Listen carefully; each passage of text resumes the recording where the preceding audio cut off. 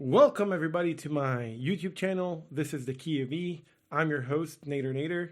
I'd like to welcome you at any time you're watching me. On this channel, we talk everything related to guitars, whether it's gear reviews, guitar licks and tutorials, songs and news, anything that you can think of. This is the channel for you.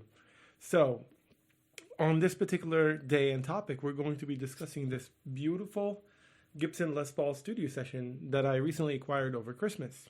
Now, the story here is actually interesting. So this was a gift from my wife. She was very thoughtful and just knew that I wanted one and went out of her way and actually bought it for me. And I'm very appreciative of that fact.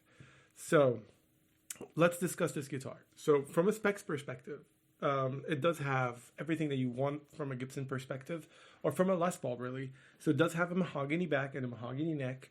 It does have, two very good humbuckers that Gibson provides, the 57 Classic Plus in the bridge, and then the 57 Classic in the neck.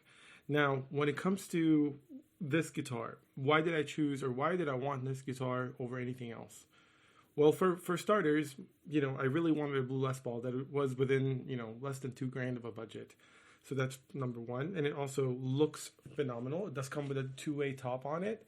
And I think that's just, a beautiful two-way top that, at least I got lucky on mine. It just has all the flames and all the wood figuring that I would want and love in a guitar. The burst itself looks really, really amazing. Hope, the camera is actually picking it up because it's great. Even the back has some really nice figuring. Now, it is a dark back, so you could see some of that wood and, admire it. It's not as pronounced, if it was, a different color or stained or anything like that. So, number one reason I really wanted a blue Les Paul. I really love the 57 Classics that come with this particular model. I really wanted a guitar with an ebony fretboard without spending, all the money to go into like the Supremes or the Les Paul Customs. So this does have an ebony fretboard, and I think it's a phenomenal fretboard. It looks amazing. It plays amazing. It does sound amazing. The other reason why is this guitar does come with a lot of tricks and, up its sleeves. It does have two coil taps, or technically they're coil splits, I think. Basically what it does is it keeps your humbucker in humbucking mode while giving it more of a classical single coil sound. Now, will it sound like a single coil necessarily? Not really. It might sound something similar or close to it, but it won't sound, 100% the same. And that's okay. I bought it for the humbuckers themselves. When it comes to the neck itself, it's very comfortable. It's slimmer neck. I do own, it's probably visible somewhere behind me, I do own a Gibson Les Paul Custom, which does have a chunkier, thicker neck, and I do like that neck as well. I just wanted to try something else, and this neck has been really, really good. So for the last 2 weeks, I've been playing this guitar, and it's really phenomenal. Sounds amazing, plays amazing, works amazing, really. Like, it's probably going to be one of my gigging guitars. I think it really checks off everything that you need. Now, is it made for different types of, music? I would argue yes. I'm more or less more of a rock metal type of dude than, for example, Les Pauls, where people use them for not necessarily that all the time. But this is a very versatile guitar. In the 2 weeks that I've owned it, I found out that it can play cleans amazingly well. It can play distortions amazingly well. It can play, edges and breakups really, really well, and, crunchy tones. I haven't had a problem with it. In fact, it's my go-to guitar right now out of the collection that I own. I just really want to go back and play it. And it really is that. I really, really love it. From a specs perspective, I think it's perfect. It does come with a gig bag. I really wish it was a hard case. It's a very nice gig bag, but I really, truly wish it was a hard case for the $2,000 budget. Now, the elephant in the room. It is a studio, and it's $2,000. Is it worth the money? If you are a person that really just wants that standard on top of the truss rod, then maybe this guitar is not for you, right? I do think this guitar offers way more features than what a standard offers, for me at least. Your mileage may vary. Everybody has a different taste when it comes to guitars and when it comes to spending their own money. So I'm not going to force anybody to do anything one way or another. But is it worth the guitar? Yes. It comes with an actual, I think it's 1/4 inch thick maple top on mahogany. It does have a cream binding on the neck. It's a fretboard. It's an ebony fretboard. It does have the 57 Classic Plus and Classic, normal Classic in the neck. It comes with everything you want. Coil splats, true bypass, out of phase. It's a very, very heavily loaded guitar just with the studio logo. I think if people, or if Gibson really wanted to change it to session instead of studio, they would sell more. If you just leave it as a blank truss rod, they would sell more. I absolutely love it. Would I get a standard over it? Not particularly, because the ones that I want are in the $2,700 range. And I owned one in the past, and I traded it for a different guitar. So do I recommend it? Yes, and I think there are going to be deals that are going to be get on this guitar. You probably won't end up having to pay $2,000. You might end up paying $1,500, $1,600, $1,700, whatever the case may be. So I think Gibson personally nailed it, and especially with this guitar, it is truly a one instrument that you would need for like session playing, for gig playing. It really truly does offer a lot for the money. Now, why would people be upset about it? I think it's just basically the studio logo. That's just about it. The other elephant in the room, quality control issues. On the neck itself, it's pretty much flawless. There isn't anything that I could look at to say that there was any kind of tool markings or anything that, stands out. There might be a little bit, things here and there, but the top is actually flawless. The neck is flawless itself. On the back, though, I did notice a few scratches that were underneath the paint. They're not going to be visible unless you shine direct light on them. And I tried to buff them out, but, unfortunately, they didn't really buff out well with me, at least. I used the Music Nomad stuff, and I went really slow and did a wet buff and then dried it up with microfiber cloth. It didn't really resolve the issues. Are they a deal breaker? No, they're not for me, at least. These guitars are going to get dinged up. They're going to be used. At least this one is going to be used by me heavily.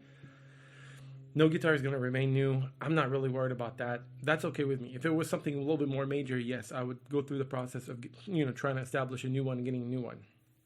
The other thing that is not really, it's kind of more strange that I have to do this, but the neck was grimy, aside from being perfect.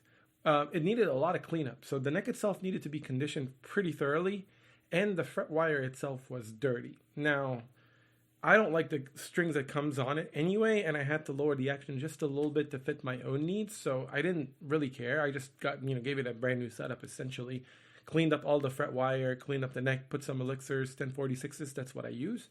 So it was not really a super big deal. I just was kind of like, wondering why would a brand new guitar come with pretty much grimy fret wire and fingerboard. I've never had that issue before.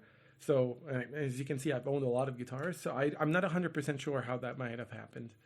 But at the end of the day, do I recommend this guitar? I absolutely do recommend this guitar.